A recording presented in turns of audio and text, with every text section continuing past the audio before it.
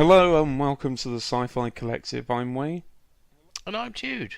And this week we are looking at the third episode of the Orville. Um, First off, we'll just say that usually we record straight after watching the episode, but this hmm week we've just had a couple of things getting in the way, just real life. So we're a couple of days late recording, Yeah. but it's still fresh enough. Well, the thing is, we're a couple of days late recording it. We did watch it the day that it came out, but at the same time, we've made sure that we haven't actually discussed it with each other. Yeah, we haven't. Not a word. Yeah. So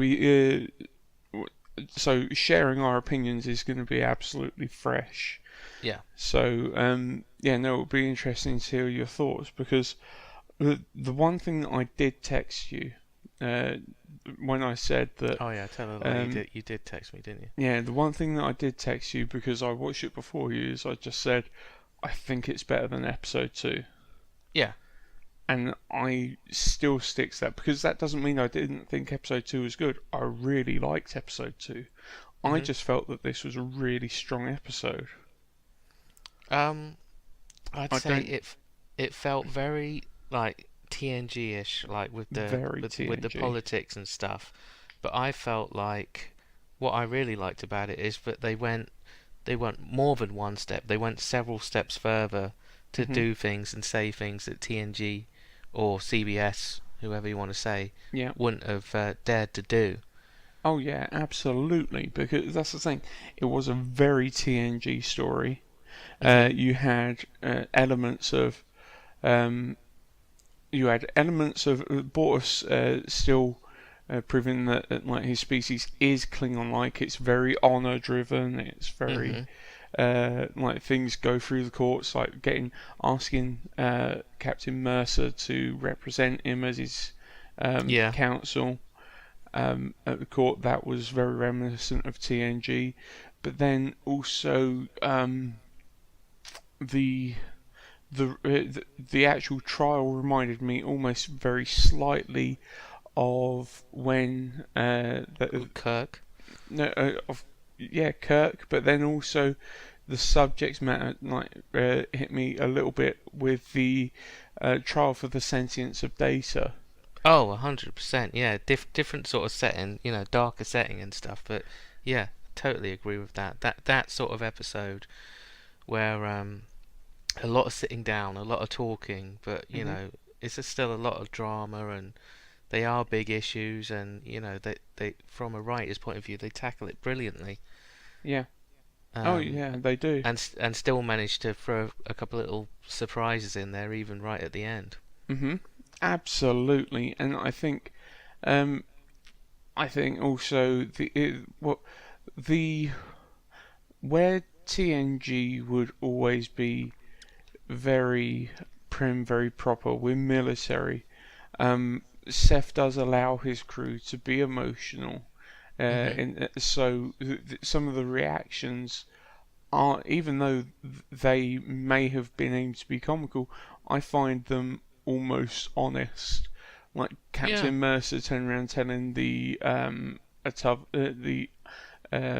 opposing lawyer that just shut up, you've been a dick all day. Yeah, yeah, totally. No, I do love that sort of stuff, and I kind of get it, as a TNG fan, and knowing that Seth MacFarlane's a great writer and a big TNG fan. Like, if you've ever watched the extras and stuff on all the TNG DVDs and Blu-rays, like, it was a real challenge for those writers doing that show to be told by Gene Roddenberry, by Rick McBurman, or Mhm. whoever, they would say like, "Oh, they can't argue, they can't snap at each other, they Mhm. can't, they've always got to be best friends. Like you can Mhm. have drama and conflict coming from other characters on the ship or on other planets, Mhm. but all this crew, they can't be showing like this emotion, that emotion. You'd always get anger from Worf and stuff like that, Yeah. guarantees." But no, it is nice to see that, see the different characters reacting how we Mhm. and other people would react to things. Like you say that, you're being a dick. Yeah. Exactly. And also, but also, I I liked watching the crew trying to all approach Bortus on different levels Mhm. as to why he was making the wrong decision to decide force his daughter to have a sex change while she's such a young infant, because that's the thing, Yeah. in their culture it is considered like just a standard thing. It's Yeah. something, as he said, compared to a circumcision. Well, the one what I thought was even better, where I was just like, oh yeah, good point, was the cleft palate thing. Yeah, yeah. You know, that we do that. You know, humans, like, if they have it, they do it on the day of birth hmm these days.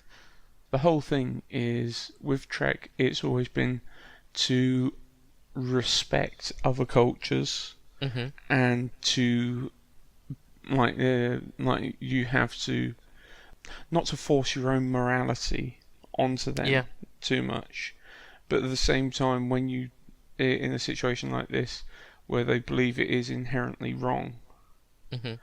and obviously it's with the whole issue like women's rights, feminism, it's still as strong a subject today as it would have been back in the 70s. Yeah. So it does very much hit on those notes. Um, but also what I liked with the crew trying to convince Bortus is that was also once again reminiscent of I'm trying to think of instances, but when the crew of the TNG crew have been trying to get through to Worf on Yeah. stuff, and I just I had to laugh that it was Rudolph the Red-Nosed Reindeer that Yeah. Yeah, I did like that scene. Very good. yeah. But then once again, that almost harkens back to the comparisons between the helmsman. I'm trying to think of his name. Um, oh, Gordon Yeah. Malloy. The comparisons between Gordon and Tom Paris. Yeah. Yeah. Very, very similar. That yeah, he used a film medium Mhm. to convey that to Bortus. Yeah. Yeah. I always you always hear, well, you always see and read about Seth MacFarlane being a big TNG fan, but clearly, like, he enjoyed Voyager as well, because that is Tom Paris, that Yeah, Gordon Malloy character, totally. yeah. Like, every part of him is in him, you know. Mhm. And but also I felt that this episode it done it done well because it made me care about the situation. Yeah, same here, and like, you know, I kept watching it from both sides, like, and thinking, like, you know, everyone's making good arguments here, Mhm. you know, and like I say, there's surprises until the end, and you know, it's sort of sad, but you can't Mhm. always work out how you feel about this, that, or the other. Well, that's the thing. It was sad. It was sad. But then what was also touching, because you knew that Boris didn't want to go through with it. He was absolutely opposed to it. He was devastated about it. Oh well, But for those people who are watching our video who haven't watched the episode but are just watching this out of curiosity, he is totally for it at the beginning, yeah. and he wants to get his child off the ship so he Mhm. can do it and get the captain's permission, and he doesn't want to give permission. But then he watches the video with Gordon and the other guy whose name I can't remember, the navigator. Um, and then suddenly, after watching Rudolph the Red-Nosed Reindeer, or whatever that film's called, he changes Mhm. his mind. Yeah. And that's what causes them to have it out in court, and Mhm. or whatever they're calling it. Yeah. And well, and the thing is, even though they made great points, like even going and getting the isolated older female that turns out was Hmm. one of the culture's best writers. That's it. Who they made sure, I can't remember what you call that, like in film school or whatever. But you Mhm. they'd set that up really early on in the episode, Mhm. where Bortus had quoted this famous writer, and then it turned out to be the one lone female that they found. Yeah. Well, that's the thing. They definitely done it right because they had the initial setup there. I'm sure there was a second quote at some point in the middle of the episode.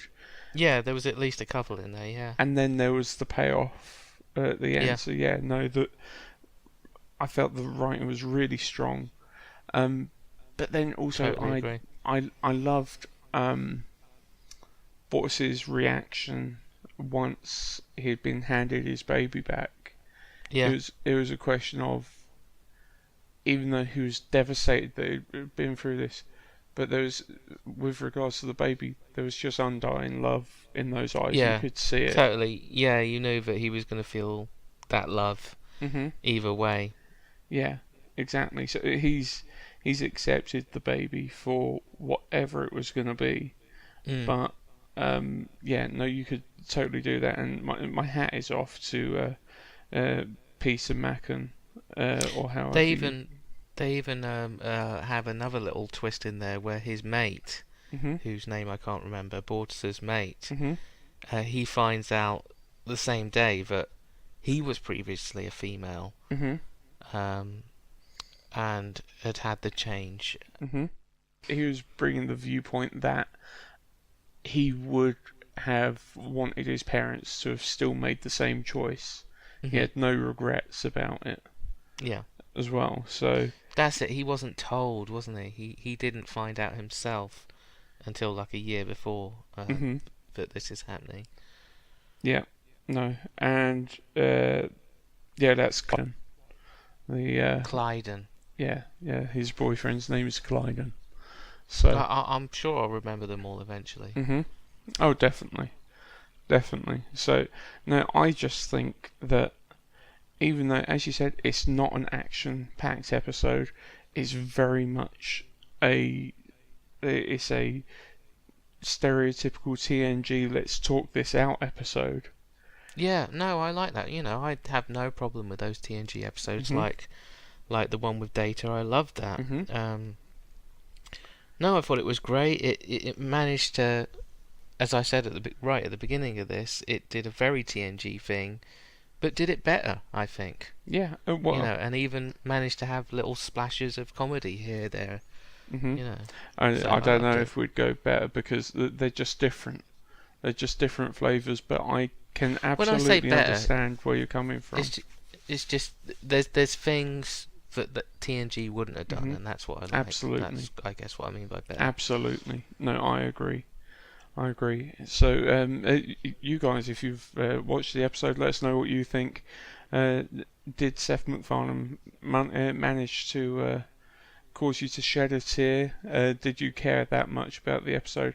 I think it was fantastic. Another really strong episode. Yeah, well done to everyone involved. Absolutely. I'm from 3 episodes in, I'm so invested in this show. Oh, totally, yeah. Everyone we watch now, we look forward to the next one even more. Absolutely. So, yeah, really looking forward to the next one now that it's moved to Thursdays as well, because I think that's what caused us to be a few days behind us, because we was anticipating it to be on Sunday, but no, it had moved to a Thursday. So, yeah, still, never mind, but still, we're on track. But as I said, let us know your thoughts in the comment section below. Remember to give this video a like and subscribe to the channel. We really appreciate your support. But that's it for this episode, so we will catch you next time.